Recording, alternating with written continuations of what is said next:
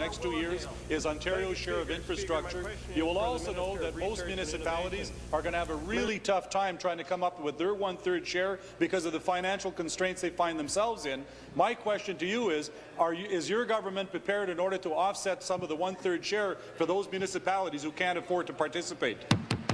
Premier. Minister of Energy and Infrastructure.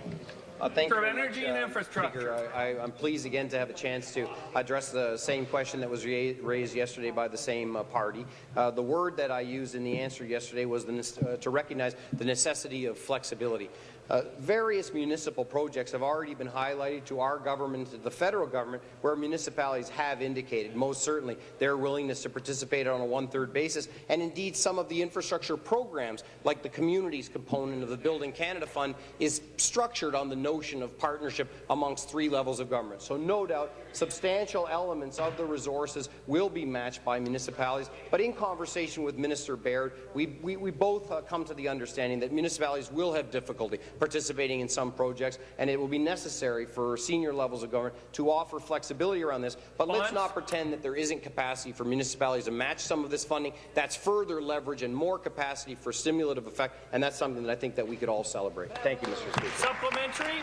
Well, listen, nobody on this side of the House disagrees that the one-third share is not a bad idea. In fact, it was our government who was the first to do it in Ontario, along with the federal municipal governments. But my question is, you know as well as I do, there are some municipalities that have a better capacity to be able to meet that one-third share. And the question becomes, what do we do with those that can't? Their municipal tax base is down because of the closure of their major industries in some cases. Others have to do with the amount of infrastructure they're having to invest in now. So simply put, will your government match the one-third share for municipalities who don't have the financial capacity to participate in this program, or is this money that we're again going to send back to the federal government because Ontario doesn't take it up?